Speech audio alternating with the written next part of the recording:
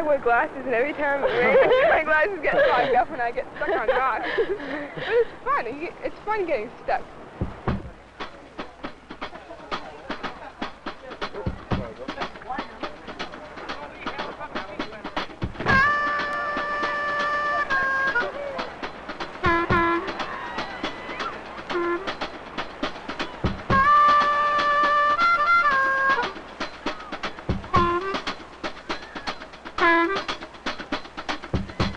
You think it's dangerous? No. Really? Really. I mean, the guy in our boat, one of them don't even know how to swim. I've seen little kids coming out of this thing. Well, they got a life preserver, they should make it. Well, I don't wear one that much. You should wear one because it's a lot safer. I didn't wear one the last part because my knees were hurting real bad and I had to put it under my knees.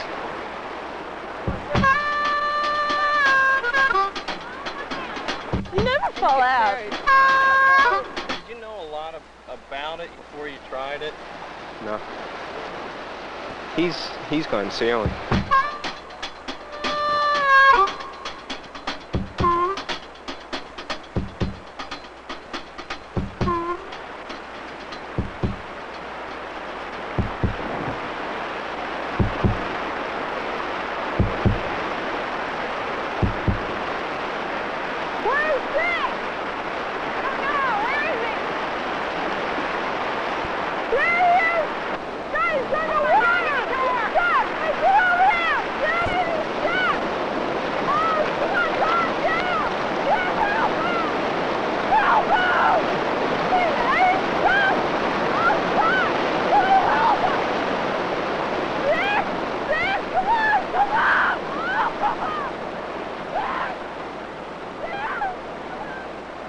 Moving water has an awesome force, swift, deceptive.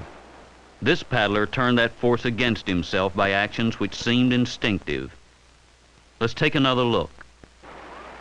Everyone capsizes, it's part of the sport, but it's what the paddler does in the water that leads to trouble.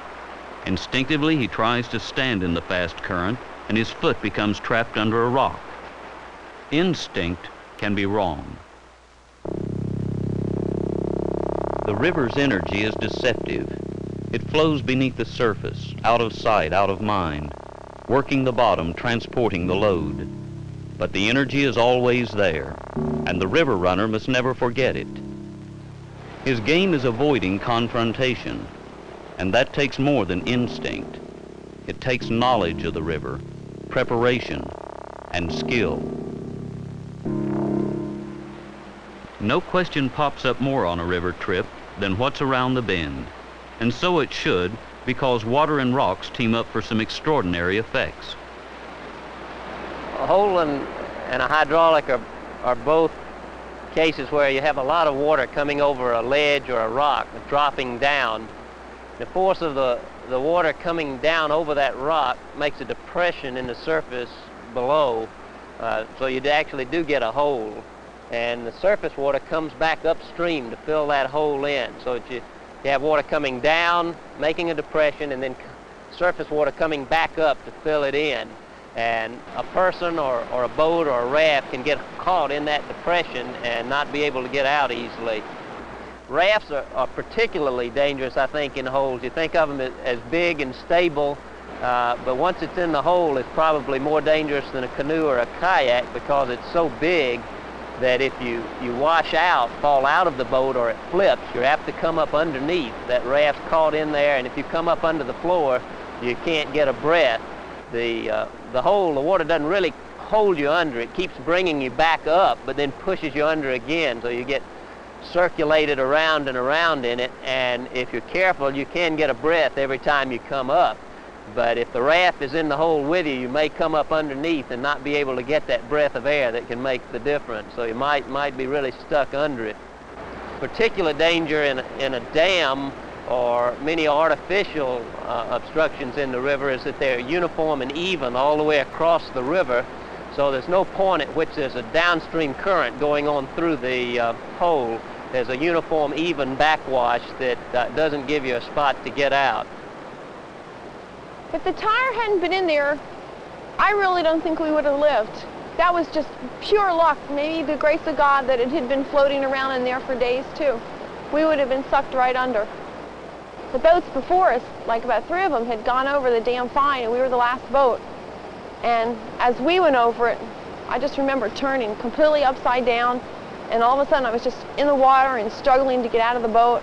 And I was reaching for the boat, but the boat wasn't there. It was slipping away. It was getting pulled away. And we were getting pulled further and further, you know, under the water and up closer to where it comes over. And we were lucky we got out because the boat never made it. The boat just broke up in pieces. You often don't realize how strong that current is unless something stops you so that you get the full force of the current against you. But it just has an incredible power then. Flow varies greatly during the year, and in narrow sections of a river, the water can rise many feet above normal. As a result, the river ends up carrying more than just water. Lodged debris is a serious concern for river runners because its occurrence is so unpredictable. At higher water with swift current, a spot like this becomes a real hazard. The water picked up all kinds of debris along the bank, logs, tree limbs, and they wash down the river and tend to get caught in restricted places where you have rocks that come close together, narrow passage, cracks. You get a lot of this debris catching and forming strainers, and it can be very hazardous to a boater or particularly to a swimmer. Someone's in the water, more so than the rocks, because the rocks make a cushion. As the current comes along to a rock, the rock is solid and diverts the water so that it will push the person or the boat on around most of the times. But where you've got logs and limbs caught between rocks, the water can go on through, but there sometimes isn't room for a boat to get through, so the power of the water can hold that boat or person against the trees, and the force is just hard to imagine unless you've been caught there. It can hold a person there so that they're just helpless, cannot not even move an arm or a leg just because of the force of the water holding them that way. Be sure that you know what's around the bend, because I've come down just below here on this river, and a section we'd run hundreds of times, came around one day and there was a log completely across the river there, no way of getting through. And if we hadn't seen it in time to stop in an eddy, the raft would have been pinned underneath it probably, and I don't know what would have happened. But you want to always be sure you've got a stopping place. You can see far enough ahead to have a clear path or a place to stop and scout from. Logs, holes, waterfalls. They're no problem for the boater who can recognize them early, but there is another more insidious danger that is invisible. Yet it surrounds and overwhelms as surely as the biggest hole. The tragic scenario of cold water and ill-prepared boaters is played out again and again on our rivers. The day is 80 degrees and yet the water is 30 degrees. I knew we had a disaster. I knew everybody was over when I was in the water. I just knew it. We just weren't prepared for the cold, the tremendous toll that the cold water took on our bodies. I finally got out of the water, and I think it was in water up to my knees, and I didn't think I was going to make it. At that point, my legs had lost all their strength. I got out on the shore and really collapsed. 2 of the people didn't make it. Neither of those people were wearing life jackets. They were both hanging on to the boat for a short period of time. He let go, and he was seen going down the river, rolling over and over, and a life preserver following him. They were the best swimmers in their group, and yet the swimming strength really didn't mean a thing.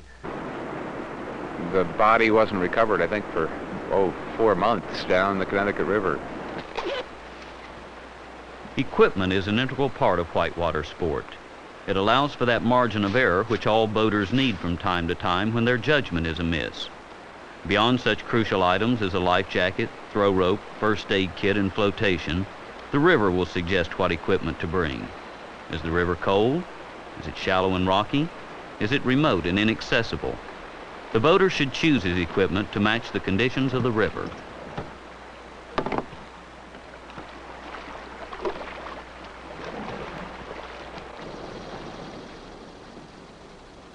While the right gear can go a long way toward providing a safe trip, ultimately the group needs something else. something that each person should have in his head before he ever puts on the river. We should probably scout this next one.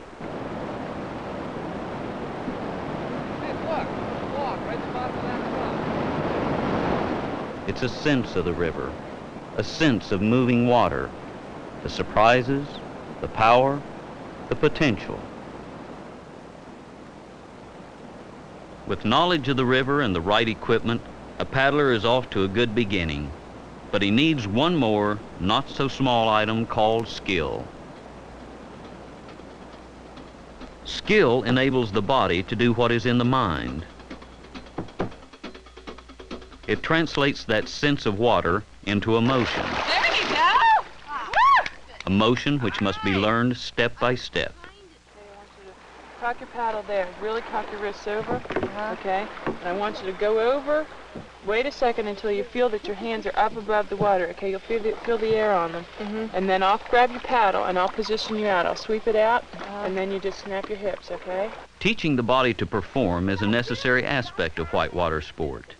Frustrating as the learning process may be, it is far easier with the aid of experienced teachers and away from the urgency of swift current. Real whitewater is a poor training ground for basic skills that could be learned on a lake. Okay, over. My paddle correct? That's good. All right, you brought your head up a little It's bit. a simple fact. The paddler who has learned to get the most from himself and his craft has more options when problems arise. And as his skill develops, so does the intensity of the water he can safely handle. But his aim remains constant.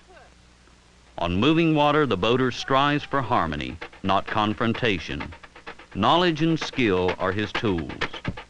He strives to sense the water, to discover a logic in its chaos, to draw from its energy, to make the power his own.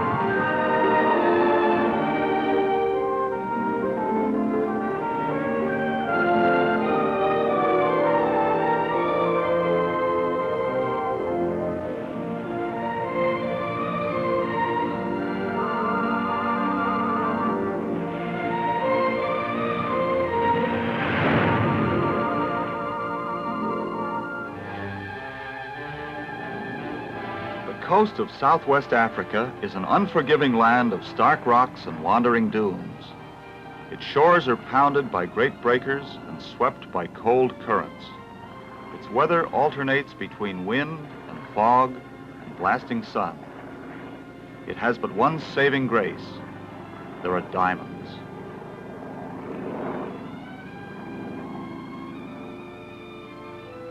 These graceful canyons were sculptured beneath the sea many thousands of years ago by moving water armed with abrasive sands and gravels. The gravels contained diamonds, and when the ocean level receded, the gravels were left behind. Now that they have been removed by mining, the strange shapes of these ancient undersea canyons are revealed. In other parts of the mine, the old sea floor was nearly flat, and after the main part of the diamond gravels have been removed by machines, native sweepers carefully clean the cracks in the bedrock.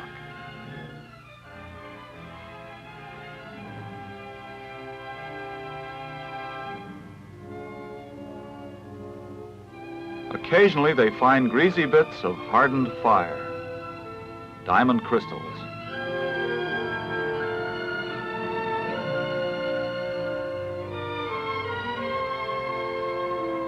Are there similar deposits on the present ocean bottom?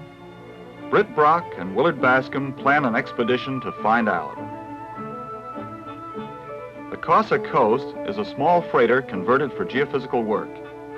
It leaves Cape Town's beautiful harbor and heads north to the Diamond Coast, where it will probe the seafloor with sound to determine the thickness of the undersea gravels and the shapes of the rocks beneath.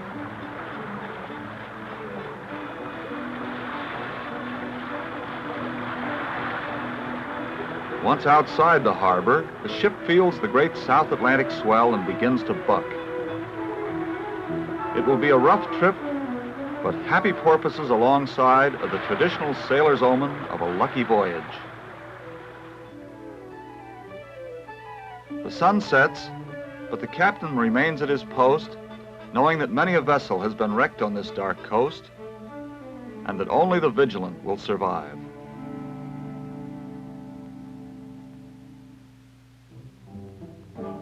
The following morning, the geophysical equipment is launched. First, a spark gap is streamed behind the ship. When a high-voltage electric current surges through this cable, a spark leaps the gap, creating a small explosion. And then a hydrophone, which listens for the echoes of those explosions from the undersea rocks, is put overside. The hydrophones trail well behind, away from the noise of the ship, on a cable that is buoyed up by a plastic hose.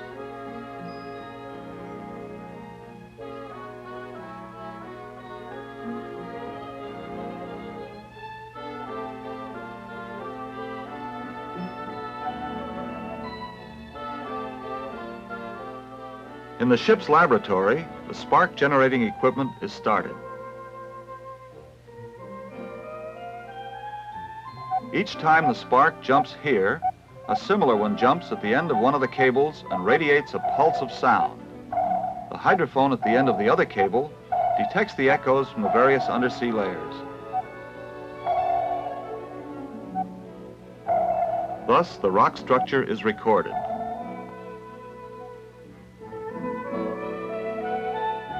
The flowing paper is periodically examined and the instrument settings adjusted to give the best results. That pair of cables will follow the ship for 10,000 kilometers as it goes back and forth, in and out, along the desert coast where dunes rise hundreds of feet from the sea, and shifting underwater sandbars are an extra hazard that keeps the captain constantly on the bridge.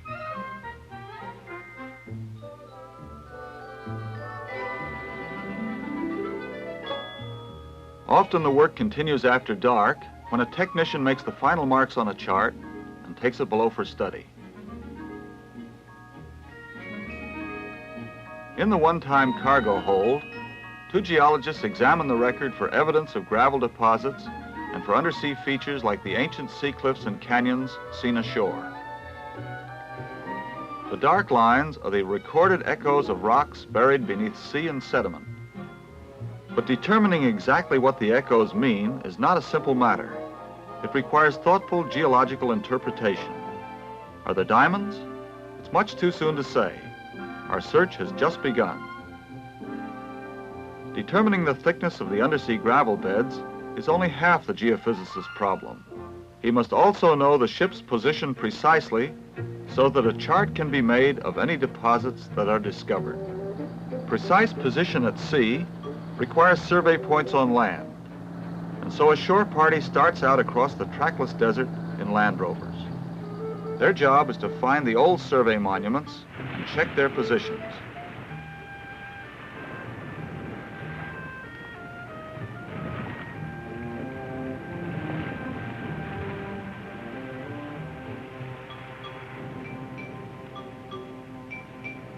They resurvey each point, and then they push on across the wasteland.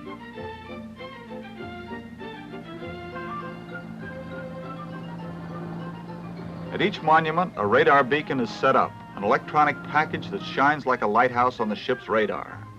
The shore party leader radios to the ship, "Our beacon is operating, do you see it?" The ship's radar antenna scans the horizon. "Bright and clear," answers the radio operator on the ship. Okay, on to the next one.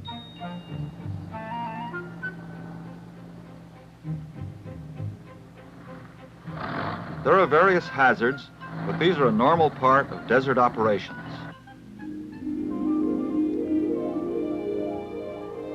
And so the shore party moves steadily up the coast, leaving behind a trail of electronic monuments. Each beacon makes a bright spot on the ship's radar screen. With this equipment, the ship's position can be determined within a few feet. In an adjacent room on the ship, the automatic position plotter is set up on a chart of the coast.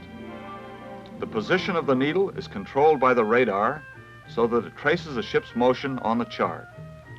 The operator adjusts the range rings on the radar scope until they exactly coincide with the bright spots made by the beacons on shore. Then the distance to the beacons can be read directly. Every 3 minutes, the operator pushes a button and the ship's position is pricked into the chart. Beyond the old monuments, new survey lines must be run across the desolate Namib Desert. The Skeleton Coast is a hard country, inhabited only by the ghosts of diamond miners who worked here before World War I. In those days, this camp was supplied by camel and oxen, the only way of crossing the desert. But now we use a helicopter, the Skylark.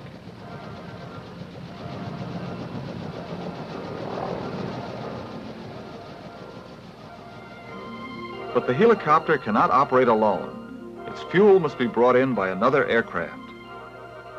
And so the party radios for a small, rugged cargo plane called the Beaver to bring in gasoline and supplies. For emphasis, they spell out the message in beer bottles and survey flags. Send the Beaver. And the Beaver comes.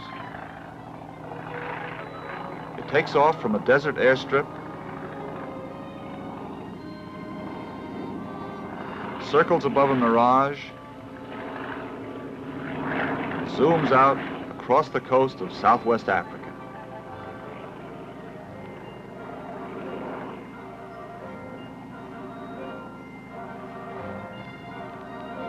North it flies along the Great Wall of Sand, where camel supply trains were ever in danger of being trapped against the steep sand slope by a rising tide. It flies over the breakers and sandbars and lagoons, over a flight of white pelicans,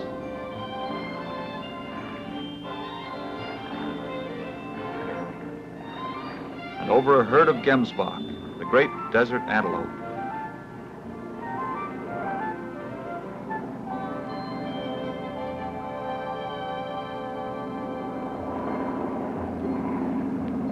Beaver buzzes the camp to alert the party before alighting on a vast natural airport where no plane has ever before landed.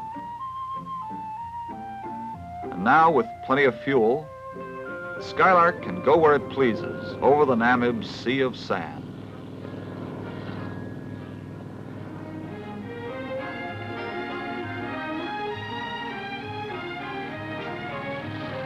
The surveyors are but tiny dots on the vast dunes, entirely dependent on the helicopter for life, for it is doubtful that a man could walk out of this desert alive if it failed to appear. A theodolite is set up to measure the angle between the last survey point and the one ahead. Neither would be visible except for a flash of sun reflected in a mirror.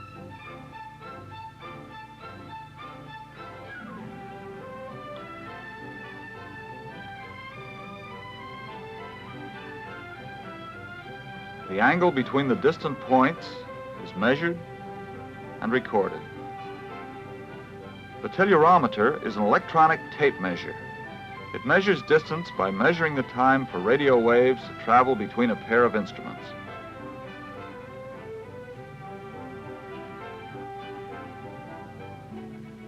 When the measurements are completed, the helicopter goes back to pick up the second survey party. Then it leapfrogs the men and their equipment from 10 miles behind to 10 miles ahead.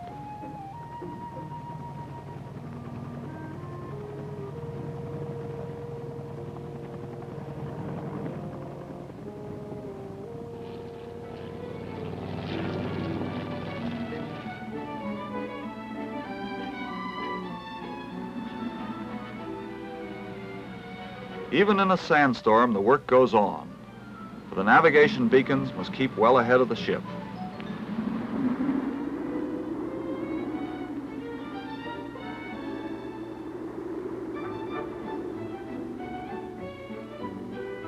One day, the ship radios that one of the radar beacons many miles behind us has stopped operating. It must be adjusted before the oceanic survey can continue. So back over the waves of sand, the Skylark goes in search of the tiny speck that guides the ship.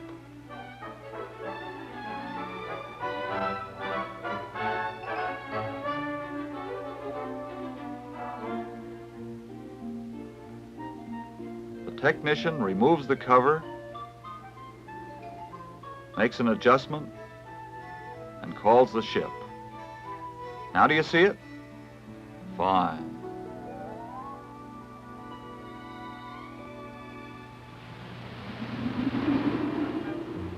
At sea, waiting for the beacons, it's a lazy day, and an old friend comes to visit.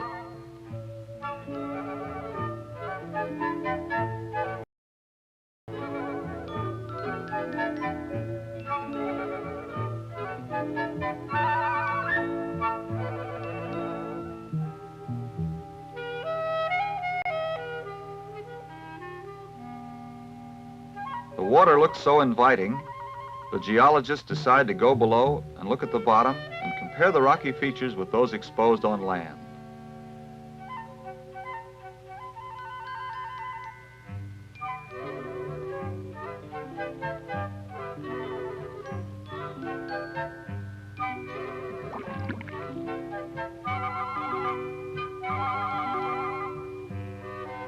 An underwater television camera and light is lowered so that those on the ship can see what the divers see.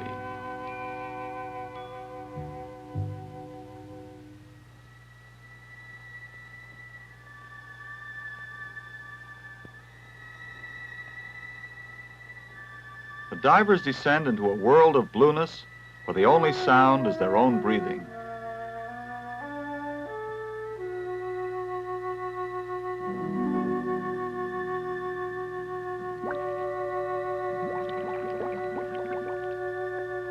They are not quite alone. An octopus dives with them to the seafloor, where it glowers ferociously and tries to look as large as possible. But the divers are concerned only with geology. They are looking for rocks similar to those on shore. They find only sand. And a bat ray, disturbed by these unlikely intruders, turns and flies off into the gloom. The octopus, deciding against valor, also flees the sand, jetting himself to the protective darkness of some weed-hung rock. Unwittingly, he has led the geologists to the rocks they seek. They examine a rocky ledge and chip off fragments so they can see what a fresh rock surface looks like.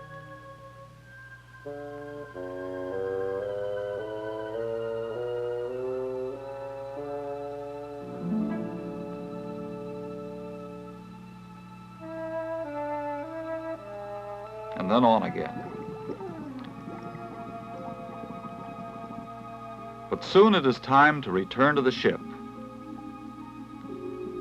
Up we go. Okay? And thus one more link is added to the chain of knowledge. Sometimes the sea is calm, and sometimes it's not so calm. The weather gets steadily worse, but the work goes on until a rising storm forces us to stop operations for the day.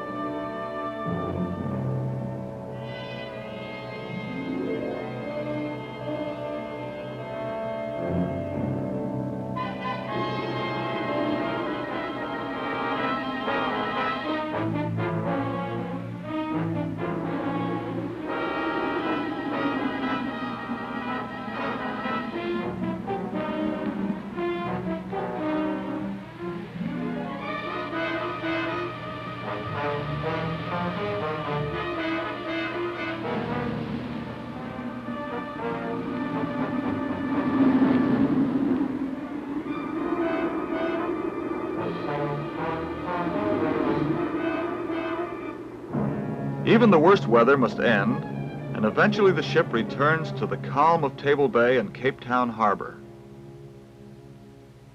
The splash of the anchor stirs the seabirds. The data are taken ashore to be converted into useful maps.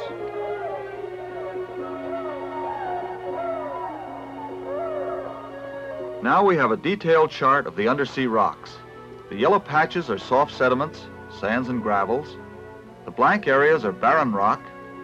The dashed lines mark the rim of the hard sediments.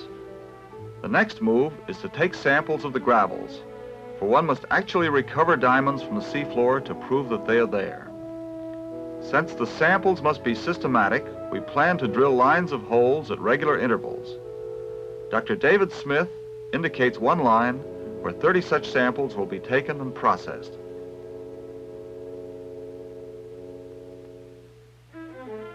A new sampling system is required. With millions of rand at stake, our engineers work against a time deadline to construct a ship that can accurately sample the undersea deposits. A dredge pump is swung aboard. Special propellers are made ready. A derrick for handling drill pipe and dredging equipment is assembled.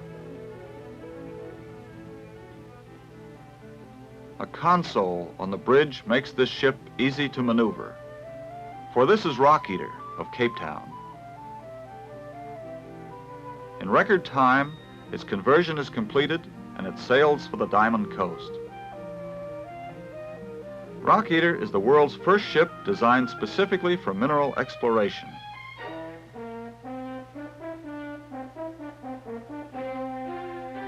On the run up the coast, it is steered automatically by the gyro pilot. The captain merely sets the controls and watches the radar.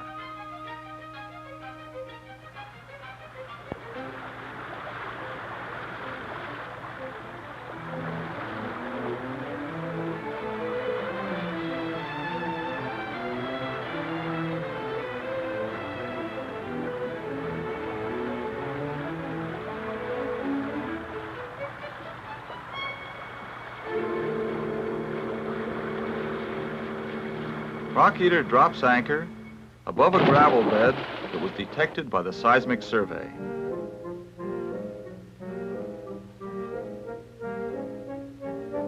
The captain, watching from the bridge, gives orders for adjusting the anchor lines. And the chief mate on the bow hears the orders on the intercom and directs the winch operators.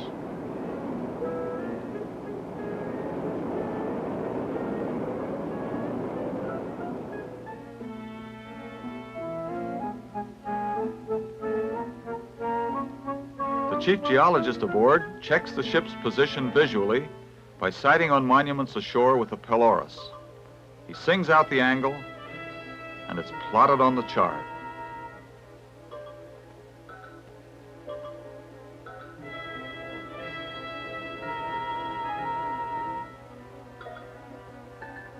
Here we will drill for diamonds.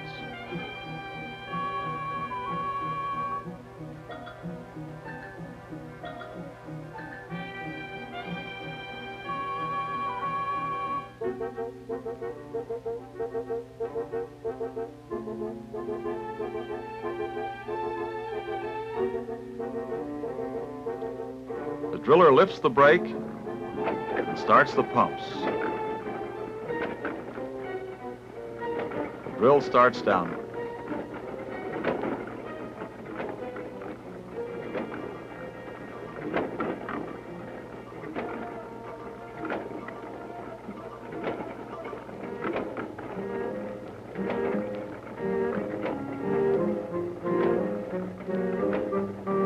As it goes down, water is sucked up the center of the drill pipe. It flows along the pipe to the left. When the white stream of water turns brown, we will know the bit is drilling into the bottom. There.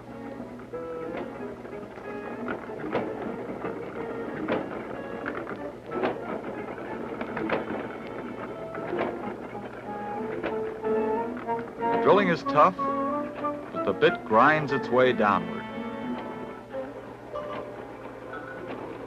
And now gravel is flowing along this pipe and onto the screens, which sort it according to size. The small gravel, which contains the diamonds, goes through the screen into bins below. Geologists watch the bouncing pieces of rock for schist, the solid rock which will indicate that the drill has completely penetrated the gravels. There, that's it. Retract the drill.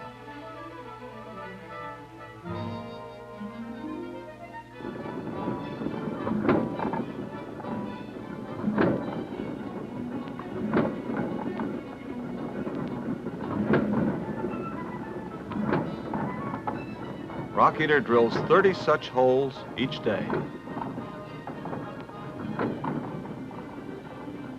Now the overside discharge is white again. And already Rock Eater is moving to a new spot to start the next hole. Below deck, the plant operators get ready to process the sorted gravel for diamonds.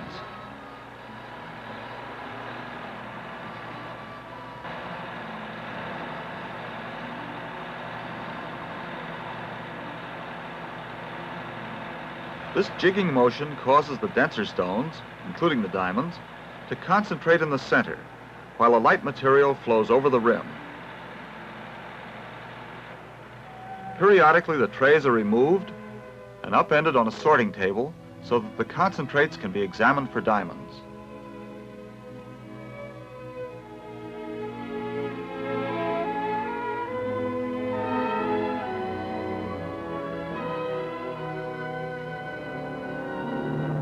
There's one. Diamonds. Diamonds from under the sea.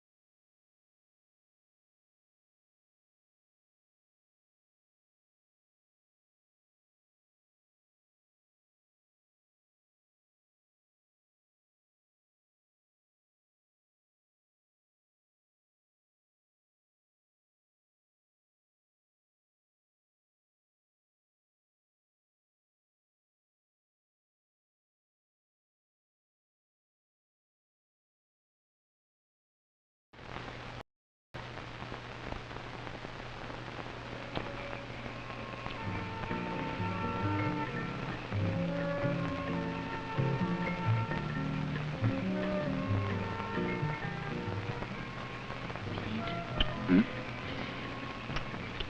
I love you. No, I really mean it. I mean it too. Then say it. Say what? Say, I love you, Julie. All right. Say, I love you, Julie. Pete. Give me. Julie was worth waiting for no matter where they shipped me. They shipped me to Southeast Asia.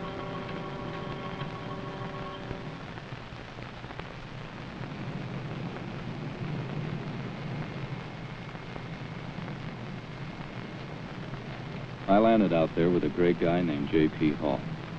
He'd been there before. I guess he'd been everywhere in 15 or 20 years in the Air Force. He talked about it sometimes. I should have listened better than I did.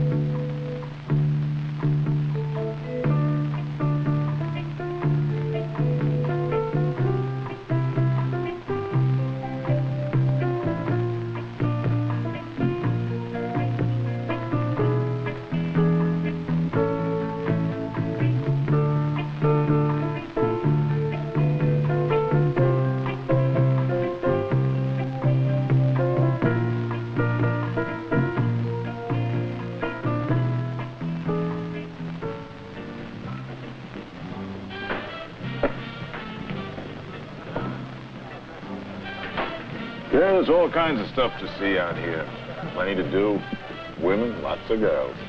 Yeah, you'll get plenty of offers, kid, but take it from me. Come on, man, hurry up. She's waiting for me, and she won't wait long.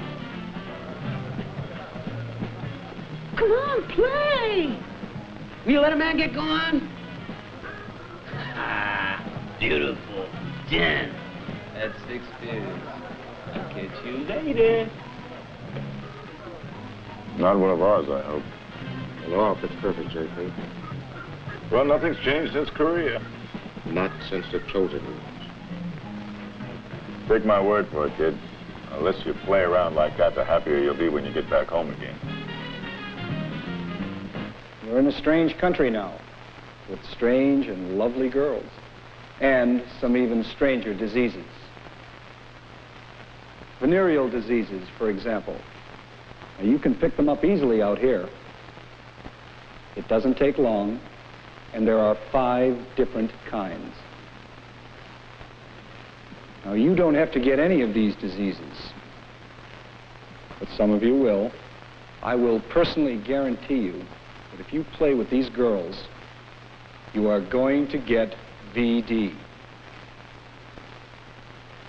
There are 1 or 2 things you can do which just might help prevent it. And all of you better pay attention to this, whether you think right now you might get caught or not. Stay sober when you go out on the town. Sober enough to remember to use a prophylactic. Carry them with you, and be sure to use them. They're not rabbit's feet, and they won't do you any good in your pocket. They've got to be on you from the start. That's all I've got to say right now. All right, gentlemen, I'll see you in the shot line.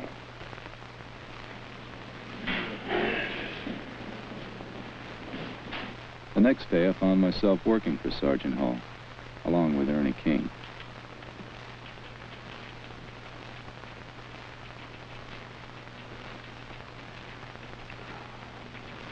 One night. Hey, Collins? I went to the bathhouse last night. Hey, I went to the bathhouse. This little broad put me in a little room, a little towel. I was sitting in there sweating up a storm. And then she gave me a rub down. So to relieve the tension, she worked on my muscles. Every muscle.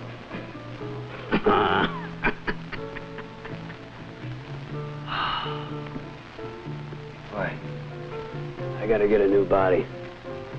I can't keep up with all these broads. They're wearing me out. Hey, this is the girl. Someone I know. She's pretty. Yeah, I think so. You wanna go chow? Yeah, I guess so. Hey, Sarge, is it all right if I take off for chow? Yeah, sure. Hey, where was I? Pay attention, because I might ask you a question. Man, is he for real? Yeah. Well, he is a dingerling, but he does his work, so I put up with him. Now, across the street from this place, there's another place where the girls are even better. Hey, hot sauce. Onion stuff there is really something. I mean, this is the greatest place in the world. You don't have to know what the girls are. You don't even have to ask.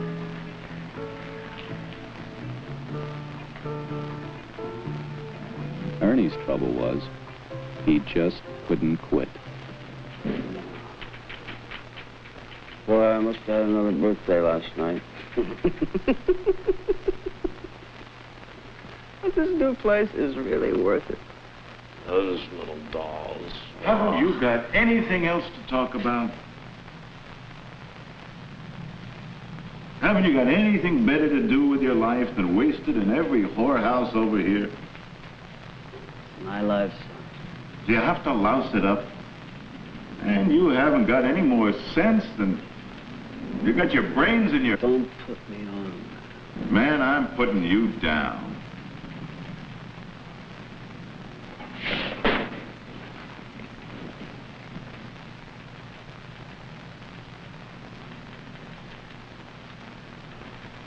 Well, I guess I shouldn't have blown my cool with Ernie. He's enough to drive you out of your skull.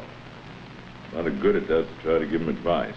Well, some of them just have to break their arms before they find out what pain is. Oh, I don't know, Lee. What do you say to these young fellas? Keep your nose clean. Remember your girl back home. They'll just laugh at you, JP. It's easy to follow a guy like Ernie. Hey, what do you know, mail? That's got to be a letter from the wife. Collins, Peter A., Box 22. Sorry, nothing yet. Are you sure there isn't a letter for me? I've turned the place upside down. Nothing from your girl. No, not since I've been here. Well, don't worry, she'll write. In the meantime, tune out on that Ernie King. Listen to him, it can cost you. I know.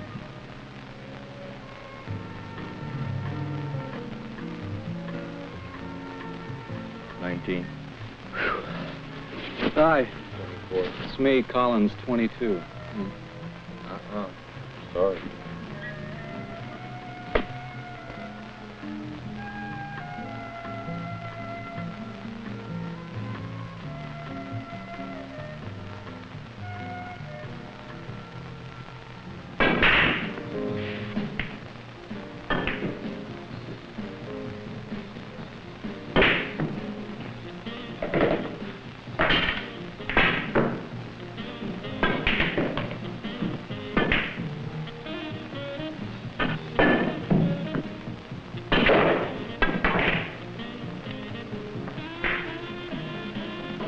You didn't happen to know Minnesota Fats, did you?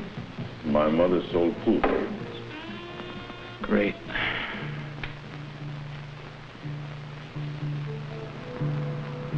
You guys got nothing better to do. I'm serious. Keep going, Ernie. I mean it. Here we are in sensuous Southeast Asia, land of the Sloak rod. And scented baths. And you guys stand around shooting pool, another helpful game. On your way, Ernie. I mean it. Okay, Sergeant. You guys don't know what you're missing. You just get with it, dude. There's 15, 20 of them broads waiting just for you. That's right. They all got clapped.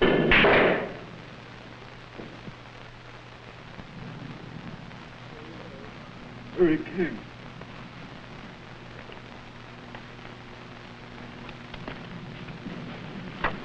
John? Valerie? Kathy? Marilyn? Maxine?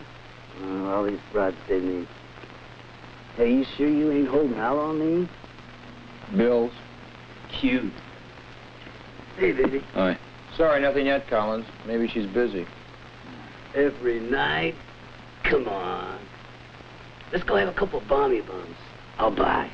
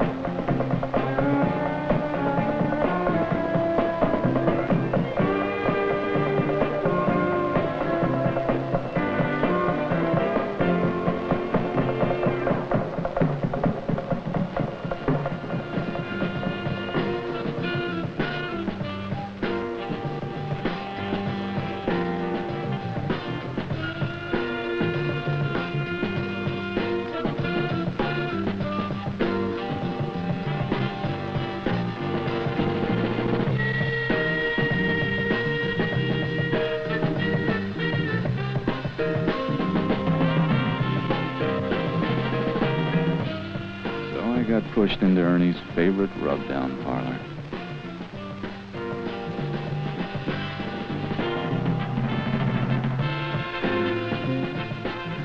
I got my little towel, and I got my little girl, and I got my little dose.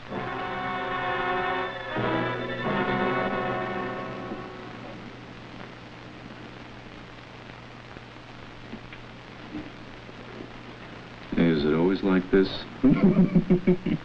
Don't worry. There's nothing to it. Hell, if I had $1 for every time I've been on this line, we could both go out and get laid again. I don't know. Should have used something. Do you take a bath with your shoes on? Hands out of your pockets, King. Hey, Ernie, when are you going to grow up? You've been here 3 times on this tour. What are you trying to prove? You think getting gonorrhea every time you turn around it makes you some kind of hero? Let me tell you something. All it's making you is trouble. You're going to end up with scars in your urinary tract. Those kind of battle scars can plug you up. When that happens, Ernie, you're in real trouble. I can see you're impressed. All right, see the corpsman out there. Tell him where you picked it up this time.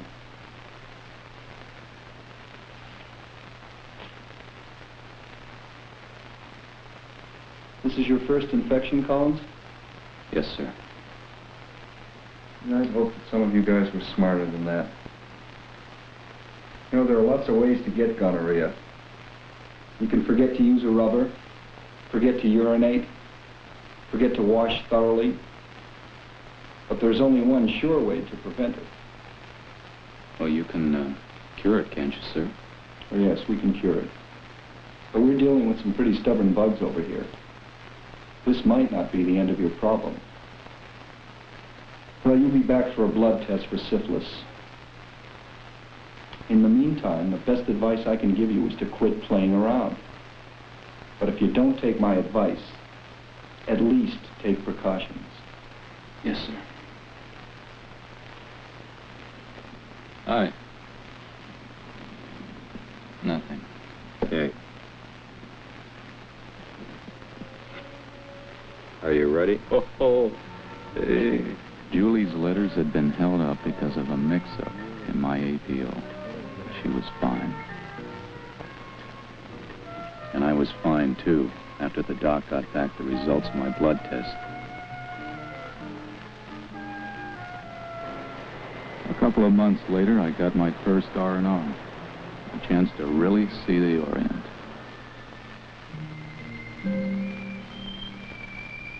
But seeing places alone only made me lonelier.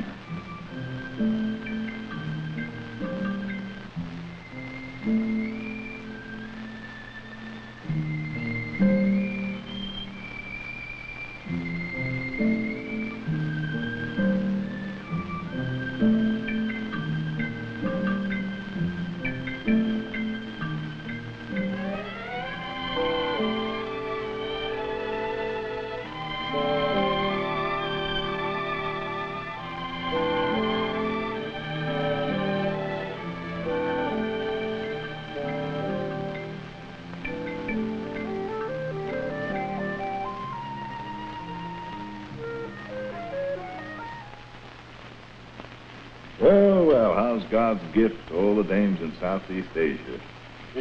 What's wrong, Ernie? I understand that you've been behaving yourself lately. Your cutoff date come up? That's right. Not only my PCOD, my absolute PCOD. Well, I won't put any money on it until your cutoff date is come and gone. How about you? You pick up any ladybugs on R&R? Ladybugs? That's funny. No, I'm safe, Sarge. Well, that's good. Stay lucky. It's nice to have both of you at work today. Work. He should talk. I hear he's had everything but leprosy twice. Hey, come on now. You can rap OJP all you want, but he called the shots. He didn't call my shots. I'm going home next week. I've been over here too long. I'm sick of the rice and that milk mom sauce. Hell, I've got months to go.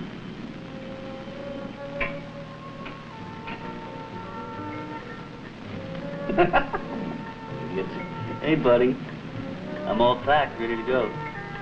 You sure you don't want me to look up that gal, Julia, for you? Oh, sure. That's all I need. It's a hell of a way to treat a friend. Get out of here.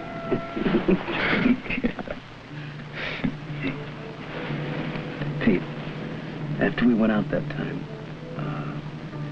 you have any trouble trying to take a leak? What? No. What do you mean, Ernie? Well, like when you go, it don't come out so good.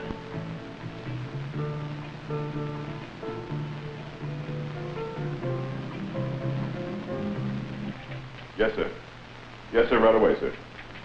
It's Colin's father. They're arranging a leave for him. I'll tell him. Pete?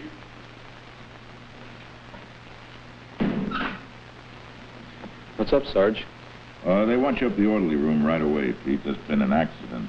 Your father. An accident? How? What happened? Well, they didn't give me the details, but they're arranging an emergency leave for you. They'll get your seat on the first flight out. You better get packing.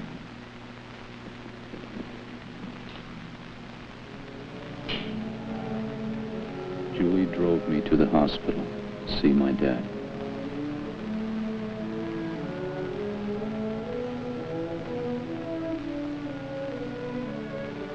The doctor gave him a real good chance.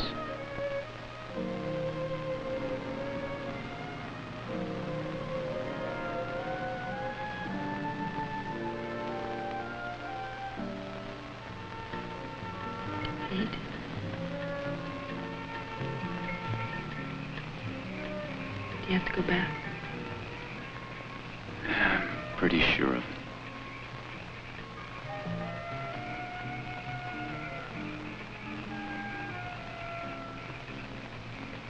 Please, let's get married. Hey, wait a minute now. Where I come from, the guy asked the gal. Are you sure? Ask me. All right. Marry me.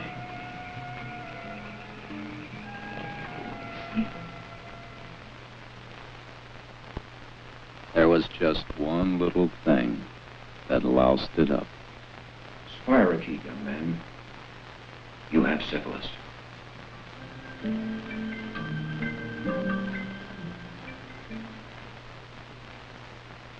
I see that your fiancé's blood test is negative at this time, but it's important to know. Have you had intercourse with the young lady since you got back from Vietnam? Because if you have, chances are she's got it too. Now, what we've got to do is get you on treatment right away. What I had to do was go back out there and face my girl. I had to tell her I couldn't get married. Not now. Maybe never. Sure, they give you shots and tell you you're okay. But you can't promise a girl like Julie you'll be true to her and show up with a case of syphilis.